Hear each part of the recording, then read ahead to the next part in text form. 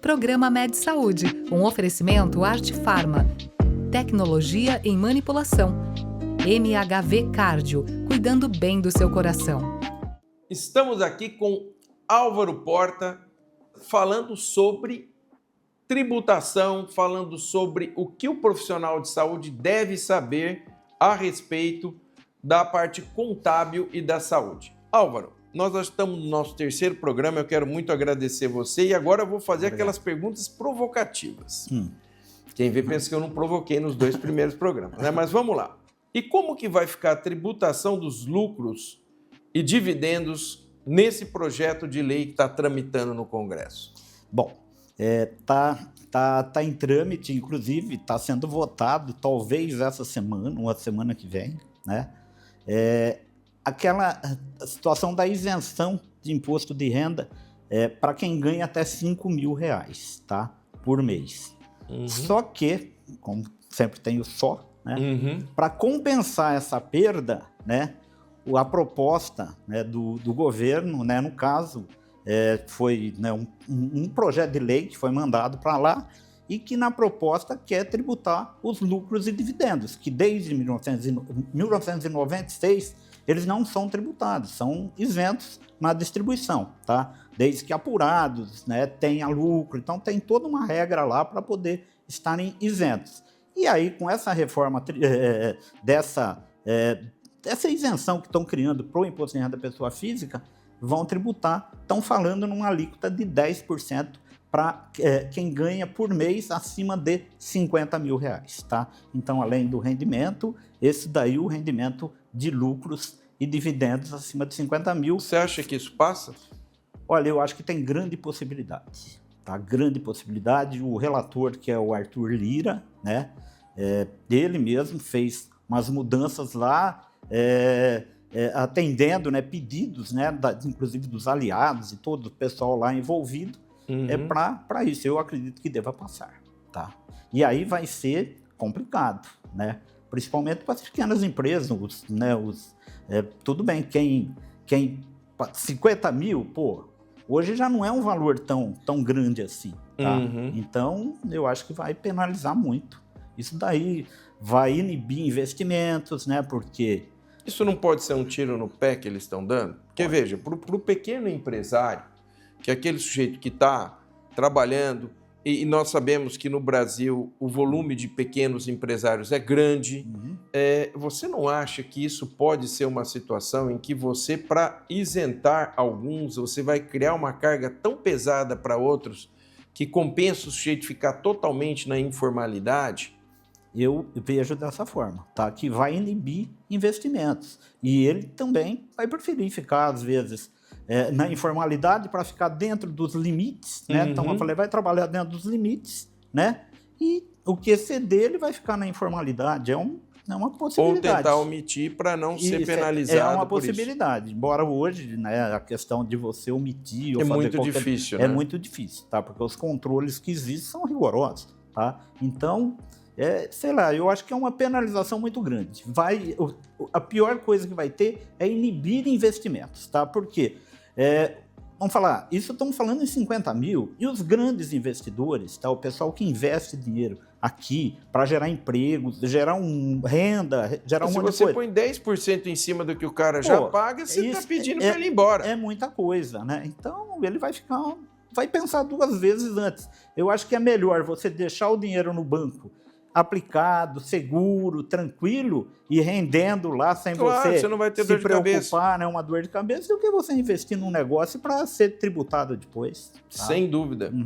E aí eu pergunto, essa pergunta aqui eu acho que interessa para muita gente. Como funciona para aqueles profissionais que atuam como pessoa física a emissão de recibos de serviços prestados para pessoas físicas e jurídicas? Isso é uma coisa que no dia a dia a gente sempre vê, né? Isso. Não, me dá um recibo, me dá isso, me dá aquilo. Como é que vai funcionar isso aí? Isso, já está funcionando. Isso houve uma mudança a partir do ano agora de 2025, tá? Que os recibos daqueles profissionais, pessoa física, vão lá muito mais em dentistas. Hoje o pessoal da odontologia ainda trabalha muito como pessoa física, tá? Então, compensa?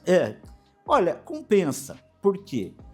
eles fazem o livro caixa, porque eles têm muito gasto, tá? Com material, isso daí é a única forma que eles têm de abater o uso de material no valor do serviço que eles prestam, fazendo o livro caixa. E o material, às vezes, significa 40%, 50% do valor que ele está cobrando. Então, compensa, sim, trabalhar ainda como pessoa física, tá? Olha que interessante. E aí, esse pessoal, a partir desse ano, não pode mais emitir aquele recibinho que emitia, às vezes, até manualmente, ou mesmo usando o Word lá, o computador. Não pode. Agora, obrigatoriamente, ele tem que emitir o recibo numa plataforma da Receita Federal, tá? Chamada Mais Saúde lá, né? Que o e-Saúde, ele vai ter que emitir lá, já está sendo obrigatório, né? E não tem mais...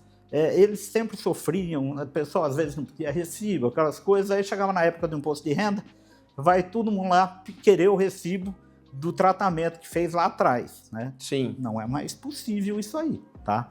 Com isso, com essa situação agora que foi exigida pela Receita, isso não é mais permitido, tá? Entendi. Então, ou ele dá o recibo agora ou não vai dar. Então, a orientação é para que todo recebimento, todo atendimento dê o recibo para você não ter nenhum problema lá na frente que o paciente vai querer um recibo daqui um ano e pouco, que não vai dar para emitir. E a questão dos profissionais que trabalham como pessoa física e o Carnê-Leão e o INSS sobre rendimentos. Isso aqui também é uma outra coisa que sempre se pergunta, se quer saber. Como é que fica isso, Álvaro? Então, todo mundo que recebe, tem rendimentos recebidos de pessoa física, tá? Por serviços prestados, ou mesmo aluguel, tá? Mas vamos falar de serviço prestado, ele tem que pagar o Carnê-Leão, fazer a antecipação obrigatória do imposto de renda, tá? Isso não é facultativo, né? O pessoal acha que é facultativo, não, eu pago, ou vou pagar só no imposto de renda. Não, ele é obrigado a recolher mensalmente, tá? Então, você tem que fazer lá a apuração. Esse sistema agora da Receita Federal, que exige a emissão de recibos, essa plataforma, ela já gera o Carnê-Leão, tá? Então, na hora que você lança lá o recibo, ele vai se acumulando, e dentro daquele mês, no final do mês, o próprio sistema já calcula e já tem o valor de imposto de renda que você tem que pagar lá. Aí você faz os ajustes lá, se você faz o livro caixa, aí você importa o livro caixa e apura a diferença para pagar. Então, tem que pagar o Carnê-Leão mensalmente, tá? Então, eles são obrigados a recolher o imposto de renda, tá? Mensalmente. E o INSS, tá? Esse pessoal que presta serviço como pessoa física é contribuinte obrigatório da Previdência Social, tá? E a base de cálculo para recolher a Previdência é o rendimento que ele tem na atividade, tá? Então, se ele teve lá, em determinado mês, R$5.000 de rendimento, ele tem que pagar o INSS sobre R$5.000, que é 20%, tá? Na condição de trabalhador autônomo, tá? Então, muita gente não faz isso, mas é uma exigência, né, da Receita Federal. Ela pode cobrar a qualquer momento, ela tem 5 anos para cobrar, né, o que você deixou. Com esse e-Saúde agora, a Receita tem um controle muito grande sobre isso, ela sabe quanto você teve de rendimento, tá? E você pode colocar se você pagou a Previdência, se você não pagou. Se você não pagou, ela pode te cobrar lá na frente, tá? Então, é uma recomendação. É que pague para não ter problema. Para não ter problema. E a turma procure orientação certinha para não ter surpresa futura. E aí, essa pergunta também eu acho interessante. O que você recomenda para o profissional de saúde não ter problema nem tributário, nem trabalhista e nem previdenciário? Olha, que procure orientação, tá? Procure assessoria, né? A contabilidade, o escritório contábil é um local excelente para você ter toda essa orientação, né? Procure, converse lá com o seu contador, né? Explicando como que é a sua atividade e tudo mais. E aí ele vai te orientar certinho como você tem que fazer para cumprir essas obrigações, tá? Todas as obrigações tributárias, as exigências legais, né, que envolve aquela atividade, o serviço, tudo mais, porque tem N coisas, né, que são inerentes aí à atividade, tá? O registro no conselho de classe, né, cumprir as obrigações, a empresa tem que ter contabilidade, ter balanço para poder distribuir lucros, tá? Que os lucros têm que estar, vamos falar, evidenciados na contabilidade, no balanço, né? Então tem que ter lucro lá e serem distribuídos para eles serem isentos, né? Como é hoje. Como vai ficar para frente, a gente não sabe, mas hoje é assim. Então, procure orientação, tá? Tanto jurídica quanto contábil, tá? Eu te pergunto, vamos imaginar alguém está nos ouvindo, que uma pessoa que vai procurar um escritório de contabilidade, o que ele tem que estar atento? O que ele não sabe, vamos supor, ele não conhece o Álvaro. Ele vai estar iniciando e ele vai procurar um contador. O que são os marcadores que ele tem que olhar para saber esse escritório é idôneo ou esse escritório não é idôneo? Sim, isso é muito importante, tá? Primeiro, pedir a indicação, tá? Normalmente o serviço contábil, ele é por indicação, tá? O contador, ele é um trabalho de confiança, tá? Sim. Então, vou falar, o cliente, ele tem que confiar no contador. Então, ele procure indicação, olha, aquele escritório é um escritório idôneo, né? Um escritório que presta um serviço adequado, cumpre todas as obrigações, tá? Entra lá na internet, vê no Reclame Aqui, sim, tá? Vê o que tem fazer lá. Um levantamento, né? Vê se esse escritório está registrado no Conselho Regional de Contabilidade. Conselho Regional de Contabilidade. Se os profissionais são realmente contadores, né? Tá habilitados para exercer a atividade, tá? E, de forma geral, analisar, bater um papo, conversar para ver se realmente aquele escritório, aquele contador te passa a segurança que você está buscando, tá? Para que você não tenha surpresas, né? Porque é um perigo, né? Às vezes tem... Sem dúvida. Tem profissionais aí que às vezes são desqualificados, que levam aí muitas empresas a terem problemas sérios, né? Com o fisco, principalmente. Muito bem. Eu quero agora... Nós vamos fazer um pequeno break e eu já volto com o Álvaro para a gente continuar o nosso papo.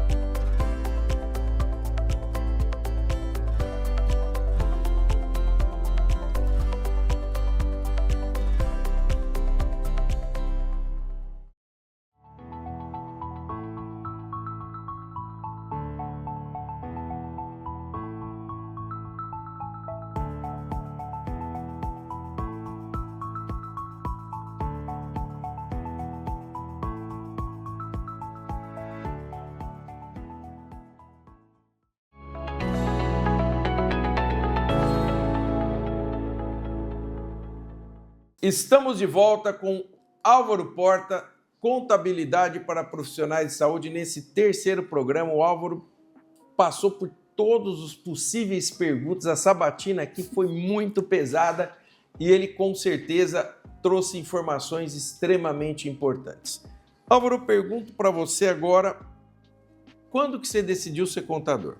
Como é que foi essa decisão na sua vida? Bom, eu na verdade, não tive assim, um impulso para estudar contabilidade. Como eu comecei, tá? Meu primeiro trabalho foi num escritório de contabilidade, tá? Interessante. Inclusive, né, tenho grandes amigos lá ainda, que foi o meu patrão, e tem lá o Paulo, que é o Piteco, o pessoal conhece, o Helder, o Dalton, tá? Então eu tenho muito carinho por eles. Por quê? Ali eu iniciei a minha carreira profissional. Foi a sua incubadora. Isso, eu comecei como office boy, aí fui crescendo lá dentro, tudo. Que legal. Né? Escritório de contabilidade, me identifiquei com aquilo ali, tá? Aí fui buscar formação, né? Então fui fazer a faculdade, né, de Ciências Contábeis, fiz aqui no Anchieta, em Jundiaí, tá? Excelente faculdade, né? Formou grandes profissionais que atuam hoje na área contábil. Tá? Que bacana. Né? Muito, muito boa. E a minha filha se formou lá também. Que legal. E a gente aí cresci, né? Fui crescendo profissionalmente. E procurei, né, me formar e, após isso, sempre tive na cabeça de montar um escritório de contabilidade, porque eu me via capaz, né, disso daí. Sim. Tá? Né, com a bagagem que eu já tinha acumulado. Né? E aí eu montei, me associei a um grande amigo que me acompanhou, a gente esteve junto por 27 anos, tá? Que bacana. Edson Selmer, que nos deixou em 2012, né? Infelizmente, né? Eu conheci. Tá no andar de cima, tá? E aí, depois a gente se associou, viveu todo esse tempo junto, crescemos juntos, né? Sim. Angariamos clientes, né? Tudo amigos, né? Porque você vai fazendo amigos, né? Sem além, dúvida. mais do que cliente, já se torna amigos. Né? Eu posso dizer isso de cadeira. Isso, então, a gente cresceu e tô hoje, já fazem 42 anos de fundação, tá? Que bacana, olha Eu isso, estou uau, que história de com sucesso. esse escritório, tá? E a minha filha, né, se formou e hoje é minha sócia, tá? E é meu braço direito, a Marina, Muito bom. minha filha. Uhum. Eu pergunto para você, Álvaro, você trabalha com muitos profissionais de saúde. Sim. E você tem um filho que fez medicina na mesma faculdade que eu, muitos anos depois, e que hoje eu tive o prazer de saber, está fazendo geriatria. O chefe do departamento que ele faz geriatria foi meu colega de turma na Faculdade de Medicina de Ribeirão Preto, Eduardo Ferrioli. E para você que trabalha com profissionais de saúde, me conta como é que foi ver um filho fazer medicina e seguir essa área. Qual é essa? Que sensação é essa? Bom, primeiro, de muito orgulho, tá? Tá. Meu filho chama Álvaro também, é Álvaro Henrique, a gente chama ele de Henrique, tá? Ele é um cara, assim, muito dedicado, tá? Muito centrado. Ele é colega do meu filho, você Isso, sabe, são amigos. Juntos, Isso, exatamente. Tá com o Vitor. Isso. E aí despertou nele esse interesse, porque nós, na família, não temos nenhum médico, tá? Mas ele se interessou pela área, né? Eu lembro, até quando ele comentou com a gente que ele queria fazer medicina, eu falei, olha, não é fácil, hein, tá? Né? É uma atividade que, vamos falar, é mais que uma profissão, é um dom também, né? Que sem a pessoa dúvida, tem que ter. sem dúvida. Tá? E ele falou, não, pai, é o que eu quero, né? E ele, graças a Deus, né? O esforço dele, ele passou na USP, lá em Ribeirão. Eu estou sabendo, fez uma grande faculdade, posso dizer, porque também a Faculdade de Medicina de Ribeirão Preto foi onde eu fiz e eu posso dizer para você que é uma das grandes faculdades de medicina desse país. E depois ele migrou de Ribeirão Preto para a USP de São Paulo, onde ele está fazendo geriatria, que eu acho que é uma especialidade sensacional. Exato. Eu imagino a tua alegria de ver tudo isso, né? Como pai, de ver. Você tem uma filha que é tua sócia, que foi seguindo os teus passos, uma empresa super vitoriosa de 42 anos de fundação. Exato. E um filho fazendo geriatria dentro da área de saúde. E eu pergunto para você, Álvaro, quando você começou, você imaginou que você ia chegar nisso? Em algum momento? Como é que foi lá no começo, quando você estava com o Edson ali, pensando em fazer o teu escritório? Que desafios foram os primeiros que você enfrentou para ter essa carreira tão vitoriosa? Olha, é objetivo, né? Tá. Eu tinha como objetivo ter um escritório, e aí eu tinha que consolidar esse escritório, tá? E isso é com muito trabalho, né? Sem dúvida. Sério, dedicado, né? E que você desperta nos seus clientes aquela confiança de eles indicarem você, tá? Sim. Para outros, né? Então, essa rede de indicação é que trouxe para a gente, foi agregando clientes. Nós nunca fizemos propaganda, sabe? Chegar no rádio, televisão, até porque jornal. não adianta, né? Porque é uma relação de confiança que se estabelece por indicação, isso. Né, Álvaro? Então, o crescimento ele é natural, tá? Em função do seu trabalho e daquilo que você gera para as pessoas, né? Então, nossos clientes são felizes, né? Em ter a gente como contadores. Felizes, né? E seguros. Isso, mais que felizes, seguros, né? Eles, pelo menos, nos reportam isso. Sim. Tá? Então, eu fico super feliz. E realmente é trabalho, né? Trabalho árduo, dedicado, sacrificando sábado, domingo. Tá? Porque eu, na época de imposto de renda, tá? Que é uma época de muito trabalho para o contador, tá? Eu, né, e minha filha, nós somos nós que fazemos as declarações de imposto de renda, tá? Eu e ela, não que eu não confie nos meus funcionários, muito pelo contrário, confio em todos, plenamente. Mas eu acho que é um trabalho muito pessoal, sabe? Assim, uma coisa muito pessoal. O Sim. imposto de renda, né, da pessoa, tá? Então, nada melhor que o dono do escritório saber, né? E tá por dentro, Tá por né? dentro de tudo, orientar e fazer as coisas, tá? Então, eu e ela que fazemos as declarações, e não são poucas. Eu sei que não. E eu te pergunto, Álvaro, eu sempre tive uma curiosidade nisso. A legislação brasileira, ela muda com uma velocidade enorme. Exatamente. Como que você faz para se manter atualizado num país que muda assim rapidamente? A legislação, né, tributária, principalmente, vamos pensar assim, ela é muito dinâmica, tá? Então ela muda. E porque a gente, vamos falar, tem vários setores, não é só a tributária, tem a trabalhista, tem a previdenciária, o escritório de contabilidade abrange tudo isso daí. É o mundo, né? Então são muitas mudanças diárias, né? Então a gente tem que ler, é o dia inteiro lendo, tá? E lendo, vendo, recebendo, entrando nas redes para saber como estão as discussões, né, vamos falar, tem grupos, né, então troca de informações. Então, você tem o teu network de colegas que estão ali interagindo para fazer essa... troca de informações, isso é muito importante na nossa área. Tá. Então, troca de experiência, informação, estou com uma dificuldade nisso, ligo para um colega, rapaz, você consegue, você teve esse caso já, tal, pá. E é assim que funciona. Então, a gente vai e lê, tem que ler todos os dias. Eu leio de manhã, à tarde, à noite, a gente lê, tá? Os chefes de departamento, nosso lá também, leem o tempo todo, para estarem atualizados, para poder aplicar, porque nós, contadores, somos que aplicamos a legislação, a gente faz funcionar, tá?